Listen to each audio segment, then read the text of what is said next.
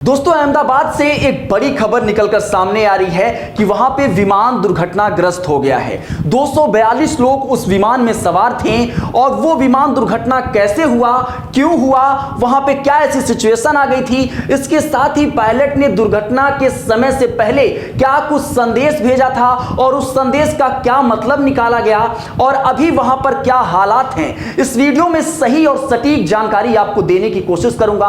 अभी तक जितनी जानकारी निकल सकी है सारी जानकारी आपको दूंगा। 242 जान जो इस समय जोखिम में पड़ी हुई है उनका क्या लेटेस्ट अपडेट है यह भी आपको बताऊंगा। इस समय केंद्रीय गृह मंत्री अमित शाह और इसके साथ ही प्रधानमंत्री लगातार इस घटना पर अपनी नजर बनाए हुए हैं और वो गुजरात के लिए रवाना हो गए हैं। इसके साथ ही आपको बताऊं दोस्तों कि पूरे देश में इस समय शोक की लहर है इस घटना की वजह से, क्योंकि 242 जान दांव पर लगी हुई है। इसमें क्या पूरा अपडेट है इस वीडियो में समझने की कोशिश करते हैं दोस्तों। तो चलिए आपको यह समझाते हैं कि सबसे पहले कि अहमदाबाद में प्लेन क्रैश कैसे हुआ और इसमें अभी तक क्या कुछ आंकड़े निकलकर सामने आए हैं। दोस्तों अहमदाबाद से लंदन यह प्लेन जा रहा था। इस प्लेन का नाम था एयर इंडिया का, यह प्लेन था बोइंग 787 विमान था ये, और इसमें कुल 242 लोग मौजूद थे जिसमें से तकरीबन 10 क्रू मेंबर भी थे और 2 पायलट थे। मतलब कुल मिला के 242 लोग इसमें मौजूद थे।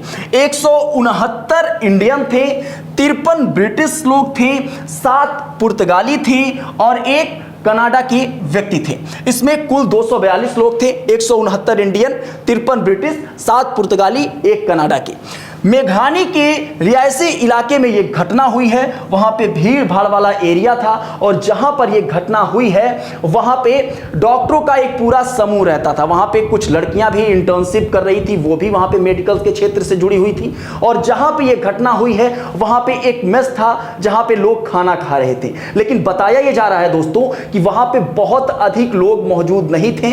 लेकिन जो कुछ जानकारी अभी ऑफिशियल निकल कर आ रही है वो मैं आपको देने की कोशिश कर रहा हूं। दोस्तों माना जा रहा है कि एयरपोर्ट बाउंड्री से लगकर यह विमान दुर्घटनाग्रस्त हुआ है।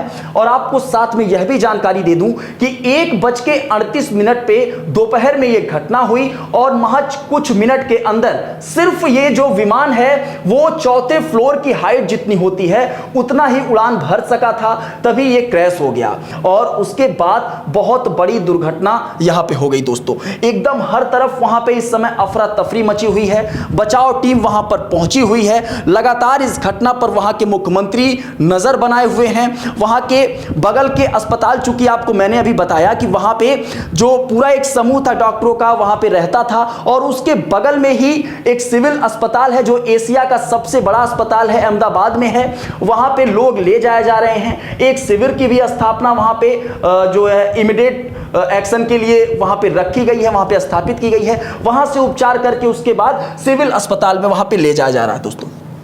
1:39 पर यह दर्दनाक घटना हुई। गुजरात के पूर्व मुख्यमंत्री विजय रूपाणी भी इस विमान में सवार थे और उनकी सीट नंबर जो है वो 2D थी। दोस्तों डीजीसीए ने कहा है कि अभी हाथाहाथ की कोई खबर ऑफिशियल इन्होंने जानकारी नहीं दी है कि कितने लोग अभी इस पूरे घटना में जान गंवाए हैं। लेकिन दैनिक भास्कर के एक रिपोर्ट की अगर माने दोस्तों तो तकरीबन वहां पे गिरने वाला, मतलब जहां पे ये प्लेन क्रैश होके गिरा है वहां पे जो मेस है और मेस के बगल में जो हॉस्टल है वहां पे जो इंटर्नशिप करने वाली लड़कियां थी उसमें तकरीबन संख्या 50 से 60 थी। तो अभी तक ये जानकारी निकलकर सामने आई है। हालांकि ऑफिशियल जानकारी जैसे ही कुछ आएगी आगे वीडियो बना के मैं आपको अपडेट करूंगा। लेकिन ये दुर्घटना कैसे हुई ये समझ लीजिए। दरअसल दोस्तों प्लेन टेक ऑफ करता है 1:38 पे, सिर्फ 1 मिनट ये टेक ऑफ कर पाता है और इसके अंदर ये क्रैश हो जाता है। मतलब आप ये समझिए कि 1:38 पे ये टेक ऑफ करता है और 1:40 या 41 मिनट के अंदर ही टेक ऑफ हो पाता है, मतलब क्रैश हो जाता है। और ये सिर्फ 4 मंजिला जितनी ऊंचाई, मतलब अपने पूरी ऊंचाई पे भी ये नहीं पहुंच पाता, तभी ये क्रैश हो जाता है। प्लेन क्रैश होने से पहले पायलट ने सिग्नल दिया था, हेल्प मी का सिग्नल पायलट ने 1 मिनट पहले दिया था, लेकिन वक्त इतना कम था कि कुछ कोई कर नहीं सका। एटीसी भी यहां पे कुछ कोई कर नहीं पाई, क्योंकि एटीसी के पास जब वो मैसेज आया उसके बाद जब वो विमान से संपर्क करना चाह रही थी तो उधर से कोई प्रत्युत्तर नहीं आ रहा था दोस्तों। मेडे एक कॉल होता है जहां पे विमान के जो पायलट हैं वो एटीसी को अपना संदेश भेजते हैं और वहां पे उन्होंने मेडे मेडे 3 बार बोला और उसके बाद जो है वहां पे सिग्नल डाउन हो गया। एक हॉस्टल के मेस की दीवारों पर जा गिरा है ये प्लेन। और उसके बाद जब प्लेन की तस्वीर आप देखेंगे, ये तस्वीर आप देखिए, ये पूरा एक मेस है और इस यहाँ पे ये जो विमान है वो यहाँ पे गिरा हुआ है। और किस तरीके से गिरा हुआ है, एक तरीके से कह सकते हैं कि चीर कर जो है ये दीवारों को वो वहाँ पे समाहित हो गया है। आपको इसके साथ बताऊं कि आसपास मौजूद 50 से 60 मेडिकल इंटर्न्स थी और इसी का हवाला मैं दे रहा हूं कि दैनिक भास्कर की रिपोर्ट में छपा है कि 50 से 60 मेडिकल इंटर्न ने अपनी जान गंवा दी है। चारों तरफ सिर्फ धुआं ही धुआं उठ गया, क्योंकि जब ये प्लेन क्रैश हुआ उसके बाद आग लगी, उसके बाद चारों तरफ केवल धुआं ही धुआं दिखाई दे रहा था। अभी जो है वहां पे राहत बचाव कार्य लगातार जारी है और वहां पे सरकार और प्रशासन के लोग और मेडिकल की टीमें वहां पर लगातार लगाई गई हैं। दोस्तों ये भी जानना जरूरी है कि विमान में कौन कौन पायलट था और कितने क्रू मेंबर थे, उनके नाम क्या हैं। दोस्तों विमान में 2 पायलट और 10 क्रू मेंबर और कुल मिला के 242 लोग सवार थे, जैसा कि मैंने आपको पहले बताया। विमान की कमान कैप्टन सुमित सबरवाल के पास थी और यही मेन थे और इन्होंने ही जो है मैसेज भेजा था एटीसी के पास।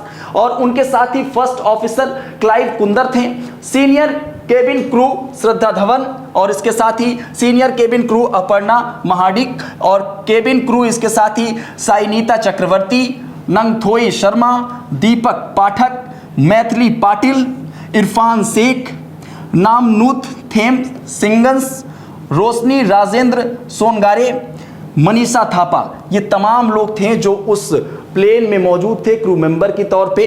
2 लोग इसमें मेन पायलट थे जो ये प्लेन उड़ा रहे थे। उन्होंने संदेश भेजा एटीसी के पास, लेकिन 1 मिनट के अंदर ही 1-2 मिनट के अंदर ही इतना बड़ा हादसा हो गया कि इसके बदले में कोई मदद की चीजें नहीं भेजी जा सकी, मदद नहीं किया जा सका। दोस्तों इसके साथ ही आपको आगे की जानकारी देते हैं कि जो पायलट ने मदद मांगा था उसमें क्या क्या चीजें होती है वो भी हम आपको आगे बताएंगे। लेकिन अभी ये समझिए कि अभी वहां पे किस प्रकार के हालात दिखाई दे रहे हैं। कई मेडिकल की टीमें वहां पर लगातार पहुंच रही हैं। वहां पे एम्बुलेंस के सायरन लगातार सुनाई दे रहे हैं। पूरे इलाके में एकदम एक कह सकते हैं कि अफरा तफरी का माहौल है।